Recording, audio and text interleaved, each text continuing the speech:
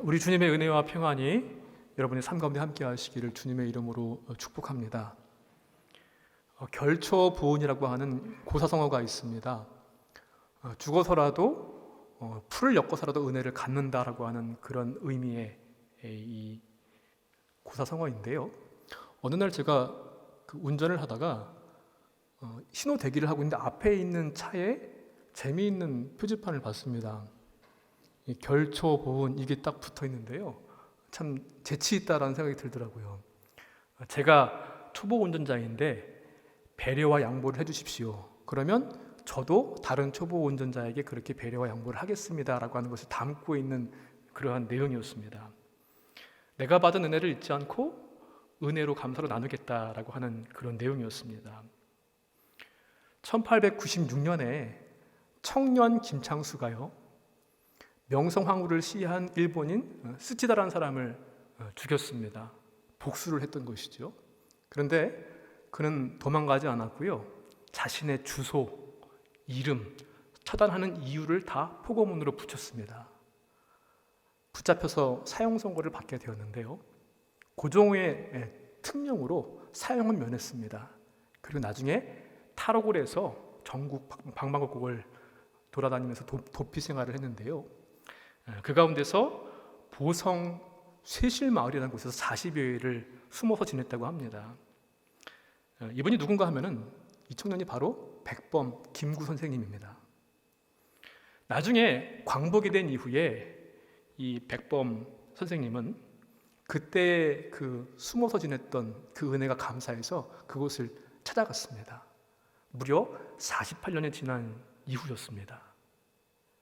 그리고 이 보성군 쇠실마을은요, 그것 또한 감사해서 백범 김구 은거기념관이라는 것을 또 마을에 만들었습니다. 여러분, 사람이 사람답게 사는 것은 은혜를 잊지 않는 것입니다. 우리 신앙도 마찬가지입니다. 은혜를 잊지 않고 감사하는 것은 바로 그리스도인의 마땅한 삶인 줄로 믿습니다. 다윗은요, 시편 103편 2절 말씀에서 그는 이렇게 고백합니다. 내 영혼아 여호와를 송축하며 그의 모든 은택을 잊지 말지어다. 일제강점기의 여러 가지 어두움과 6.25 전쟁의 폐허 속에서 오늘날 이 나라를 있게 하신 하나님의 은혜가 있습니다. 우리는 그것을 결코 잊을 수가 없지요. 또 목숨을 바쳤던 순교자들, 또 순국 선열들이 있고요, 또 피를 흘리면서 우리를 도왔던 여러 우방 국가들이 있습니다. 그들의 희생을 기억하면서 감사하는 것은 마땅한 성도의 모습이라 그렇게 믿습니다. 여러분, 그런데 오늘날 살아가는 우리들의 모습은 여러분 어떻게 보이십니까? 지금은요, 이 스마트폰 하나만 있으면은 온 세상 일을 그냥 단번에 처리할 수 있는 그런 편리한 세상이 되었습니다. 그런데 역설적이게도 기술이 편리하면 편리해질수록 우리의 마음은 더 조급해지고 팍팍해지는 것 같습니다. 그래서 조금만 불편한 것을 견디지 못하고요, 조금만 내 뜻대로 되지 않으면 원망하고 불평을 쏟아놓습니다. 가끔 가다가 이렇게 TV를 보게 되면은 CCTV에 찍혔던 여러 것들을 보여주는 프로그램들이 있는데요, 저렇게 이상한 사람들이 있는가 싶은 그런 사례들이 정말 많이 있더라고요. 참지 못해서, 양보하지 못해서, 이해하지 못해서. 이처럼 불평과 불만이 가득한 세상을 살고 있는 우리들인데, 과연 우리 그리스도인들, 특별히 대한민국의 그리스도인들은 어떠한 삶을 살아야만 하겠습니까? 특별히 6월을 보내면서 유진 피터슨 목사님이 쓴 메시지 성경에서는요, 데살로니가 후서 5장 18절의 말씀을 이렇게 번역을 했습니다. 여러분 잘 아시는 말씀일 텐데요, 범사에 감사하라, 이것이 그리스도 예수 안에서 너희를 향하신 하나님의 뜻이니라, 이 말씀이죠. 이것을 이렇게 번역을 했습니다. 무슨 일에든지 하나님께 감사하십시오. 이것이야말로 하나님께서 그리스도 예수 안에 있는 여러분에게 바라시는 생활 방식입니다. 라이프 스타일이라고 그렇게 번역을 했습니다. 감사라고 하는 것은 어쩌다가 한번 내 마음이 우러나서 한번 하는 것으로 일회성으로 끝나는 것이 아니라 매일 숨을 쉬는 것처럼, 또 매일 생활하는 것처럼 생활 방식으로 하는 것이 감사라는 겁니다. 그래서 감사는 좋은 환경에서 자동으로 생겨나는 것이 아니라 철저한 내 의지를 가지고 해야 하는 믿음의 선택이라는 사실입니다. 오늘 다윗이라고 하는 인물의 모습을 통하여서 감사로 드리는 믿음이 과연 무엇인가 하는 것을 생각해 보면서 은혜를 나누려고 합니다. 오늘 본문 29장 말씀을 보니까요, 여러분에게도 아마 적혀 있을 것 같은데 표제어가 붙어 있습니다. 다윗의 감사 기도라고 하는 표제어가 붙어 있는데, 다윗 인생의 마지막 모습이자 이제 성전 건축을 위한 준비를 다 마친 다음에 하나님께 감사 기도를 드리는 장면을 기록하였습니다. 그런데 여기서 주목해야 할 부분이 있는데요, 다윗은 지금 성전을 다 짓고 나서 완공한 다음에 감사해서 감사 기도를 드리는 것이 결코 아닙니다.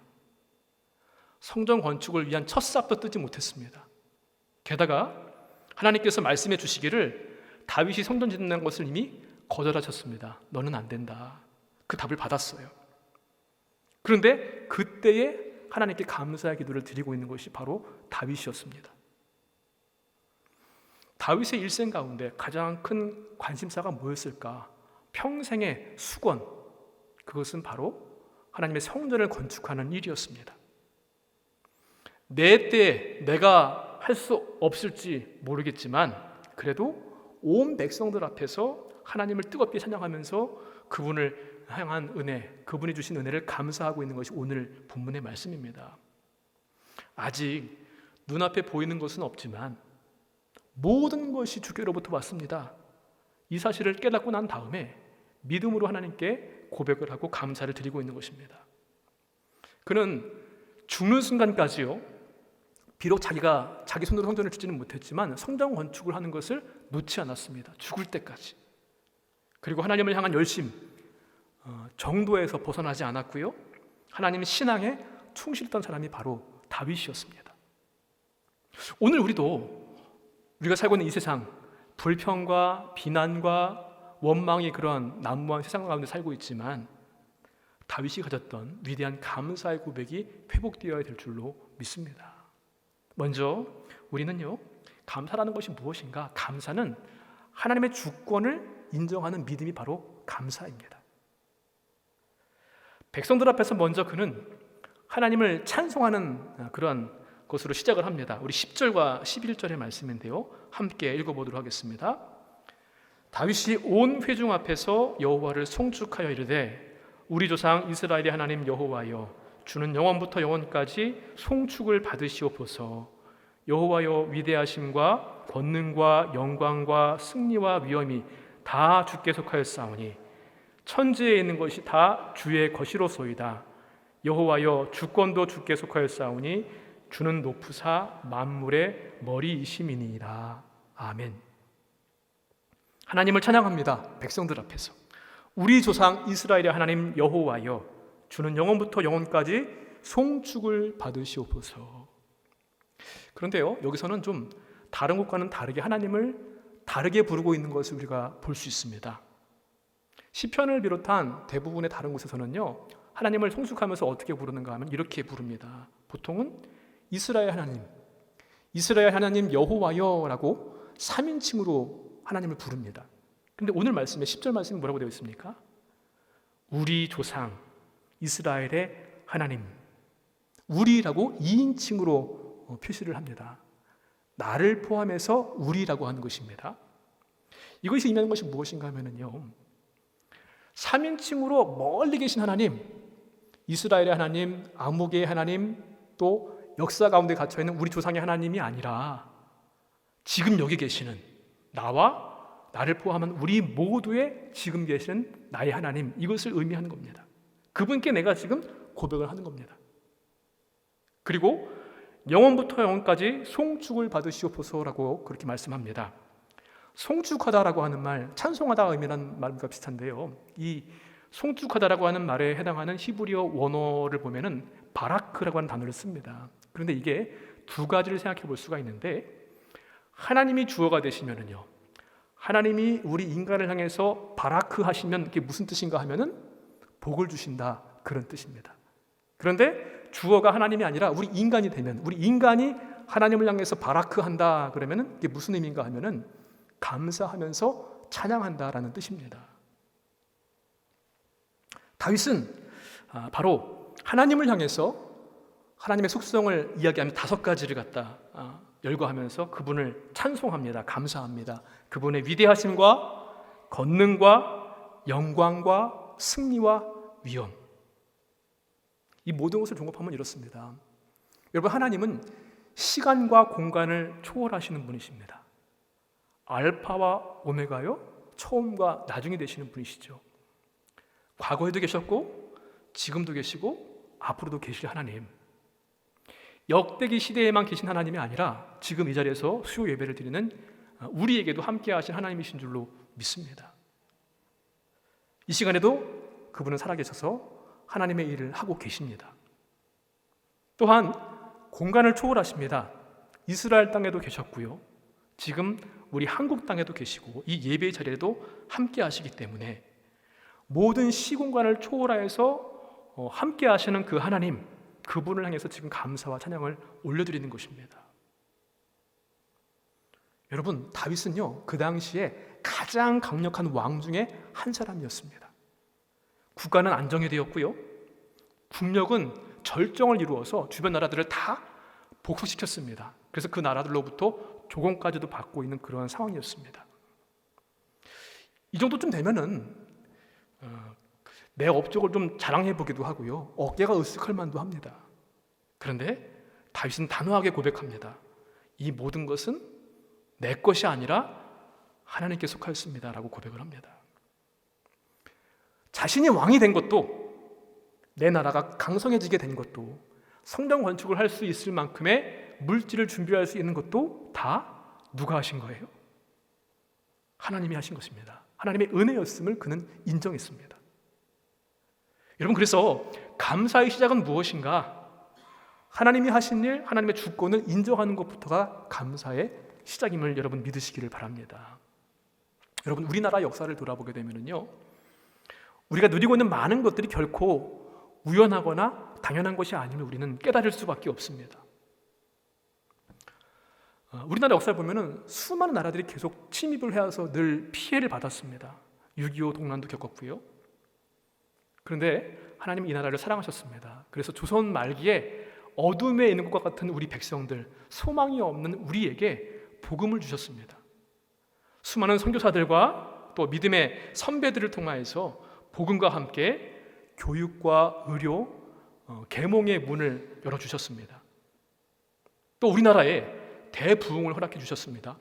1903년 원산 대부흥운동과 1907년 평양 대부흥운동을 통해서 교회를 깨우쳐 주셨습니다. 그뿐입니까? 일제강점기 속에서 믿음을 지키게 하셨습니다. 신사참배를 거부하고 감옥에 갇히고 순교하면서까지도 우리 믿음의 선배들은요, 이 나라와 믿음을 함께 품고 있었습니다. 또한 한국 전쟁의 폐해 속에서 기적처럼 이 나라를 지키셔가지고 오늘날의 대한민국을 있게 하신 분이 하나님의 은혜입니다. 또한 세계 선교를 감당하는 나라가 되어서요, 세계 최빈국 가운데 하나였던 우리나라가 이제는 세계에서 주목하는 나라가 되었습니다. 이를 위해서는 우리 믿음의 선배들과 선조들의 땀과 피와 희생이 있었습니다. 그러나 우리 조상들이 잘해서 된 것만은 아닙니다. 우리보다 크고 강한 나라들도 다 사라지기도 했거든요. 그렇지만 이 나라 이 민족을 붙들어 주셔서 다 주께 속하였사오니 다 주의 것입니다라는 것을 고백할 수밖에 없도록 우리에게 은혜를 주신 줄로 믿습니다. 사랑하는 성도 여러분, 물론 우리 사회에 아직도 갈등이 있습니다. 불합리함도 있고요, 때로는 어두운 모습도 없지 않아 있습니다. 그러나 이러한 때일수록 우리는 믿음의 눈을 들어서 고백할 수 있어야만 합니다. 우리가 먼저 물어야만 합니다. 누가 여기까지 인도하셨는가? 이 나라와 이 민족을, 나를 누가 있게 하셨습니까? 누가 인도하셨습니까? 다윗처럼 고백해야만 하겠습니다. 감사라고 하는 것은 많이 가졌기 때문에 하는 것이 아니라 이 모든 것이 하나님의 주권 아래에 있음을 인정하는 믿음의 고백인 것입니다. 우리 가정을 바라보면서 또 내 나라, 내 민족을 바라보면서 또 우리 교회를 바라보면서 다윗처럼 주님 여기까지 인도하신 분은 하나님이십니다. 모든 것이 주님께로 말미암았습니다.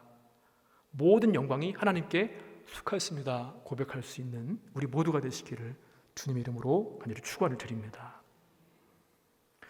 또한 감사는요, 모든 것이 하나님 것, 하나님의 소유임을 인정하는 믿음입니다. 오늘 어떻게 보게 되면 말씀 가운데 핵심이 되는 그런 구절인데요, 14절 말씀입니다. 함께 또 읽어보겠습니다. 이처럼 즐거운 마음으로 드릴 힘이 있었나이까 모든 것이 주께로 말미암았사오니 우리가 주의 손에서 받은 것으로 주께 드렸을 뿐이니이다. 아멘. 모든 것이 주께로 말미암았사오니. 다윗은요, 성전 건축을 준비하면서 자신부터 솔선수범으로 얼마나 많은 것을 하나님께 드렸는지 모릅니다. 그래서 본문의 앞부분 말씀을 보니까요, 그 내용들을 보면 이렇습니다. 금, 은, 놋, 철, 보석 등등. 게다가 특히 오빌의 금, 아주 좋은 금인 것 같아요.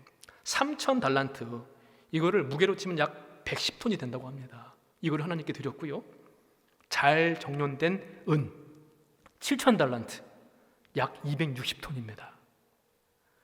액수를, 무게를 말하지만 상상을 초월하는 엄청난 양입니다.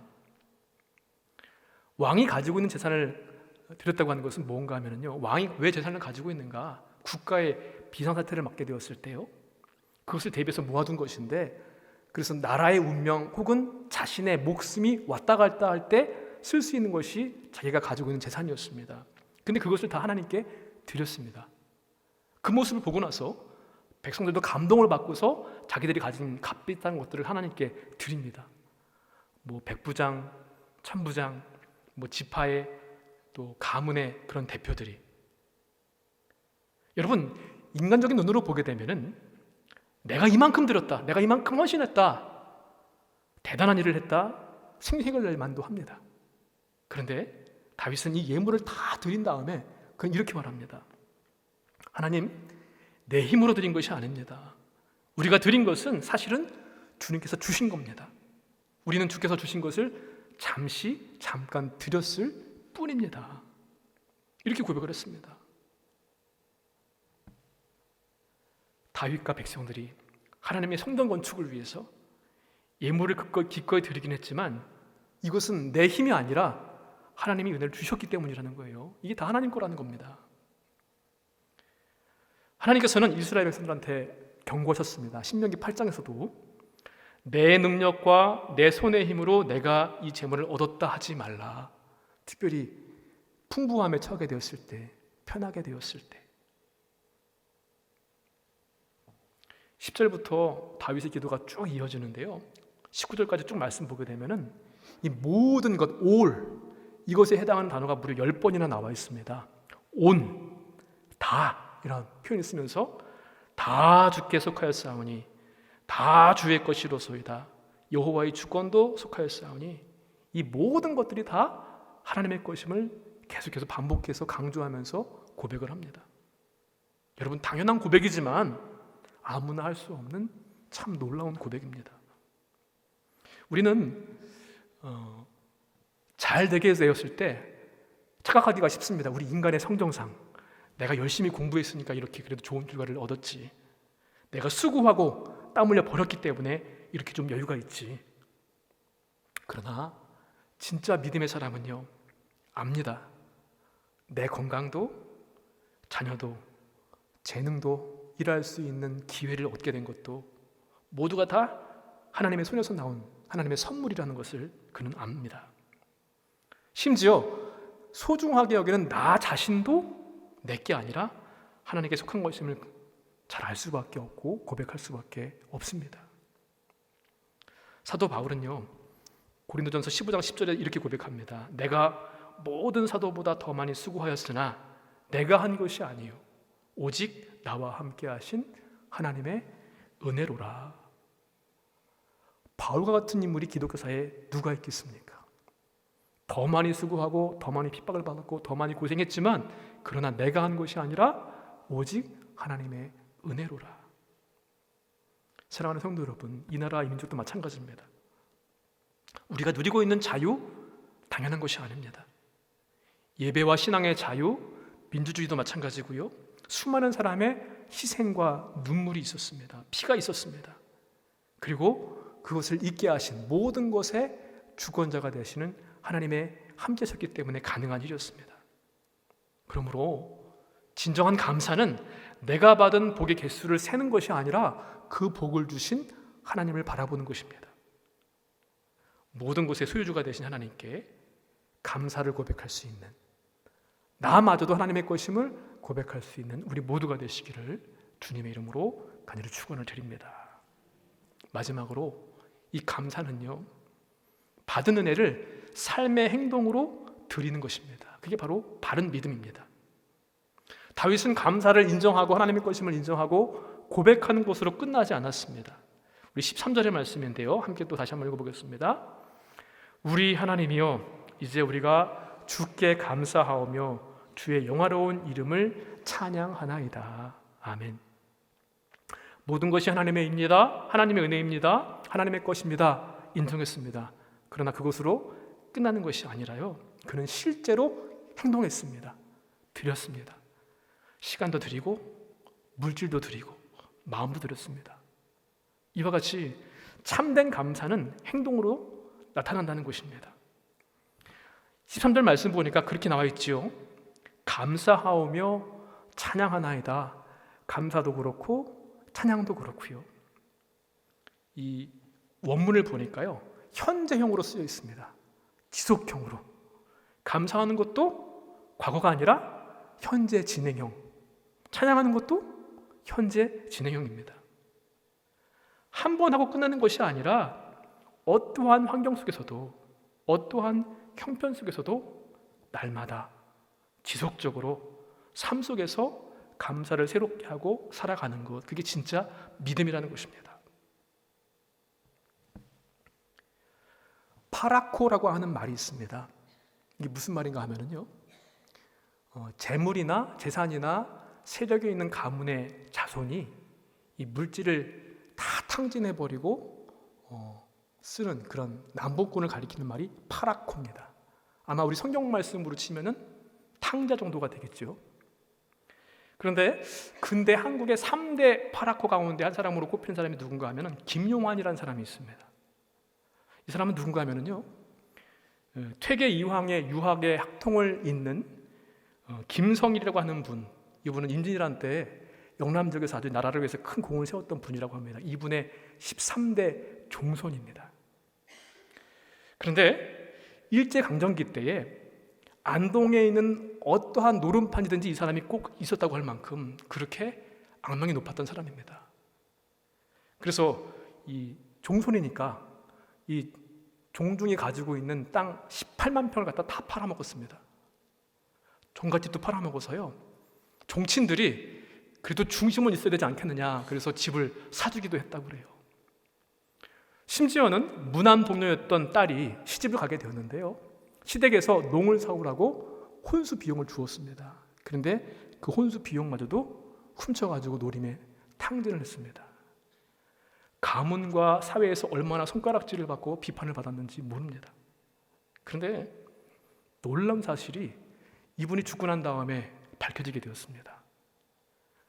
그 탕진했던 모든 재산이 다 어디로 가 있는가 보니까요, 만주 독립군의 독립운동 자금으로 쓰였다는 겁니다. 나중에 그의 친구가 죽기 전에 그한테 이렇게 얘기를 했답니다. 이제 광복이 됐으니까 자네가 전 재산을 바친 것, 독립운동에 그렇게 희생한 거 밝히는 게 어떻겠냐, 너무 억울하지 않냐. 그랬더니 이분이 하는 말이, 나는 선비로서 당연한 일을 한 것이다 라고 끝까지 밝히지 않았다는 거예요. 여러분, 엄청난 거금을 희생한 것도 놀라운 일이지만요, 저는 더 놀라운 것이 있습니다. 뭐 돈을 그렇게 날릴 수도, 뭐 드릴 수 있다고 생각을 해요. 그런데 남봉꾼, 주색 잡기, 무난동네 외동딸의 신혼 그 비용까지도 팔아먹은 아주 그런 나쁜 모든 불명예를 다 그냥 듣고서도요 가족들한테까지 함구했다는 거예요.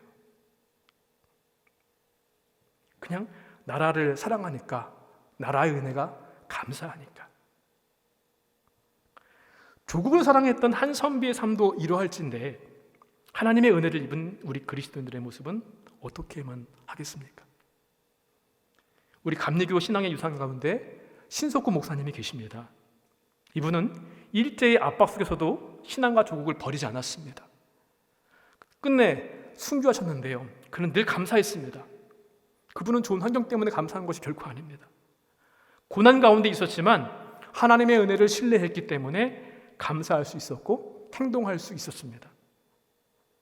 그분을 보게 되면 감사라고 하는 것은 상황의 결과가 아니라 믿음의 선택인 것을 우리는 다시 한번 알 수가 있습니다. 하나님께서 오늘 우리에게 원하시는 감사는 어떠한 모습일까요? 말로만 맴도는 은혜 받을 때만, 내 감정적으로 충만할 때만 하는 감사는 결코 아닐 것입니다. 내게 주신 시간과 물질과 마음을 기쁘게 되돌려드리는 현재형의 삶입니다. 기도로 드리는 감사, 온전한 예배로 드리는 감사, 이웃과 나라와 민족을 향해서 손길로 흘려보내는 감사가 바로 삶으로 드리는 값진 감사가 될 것입니다.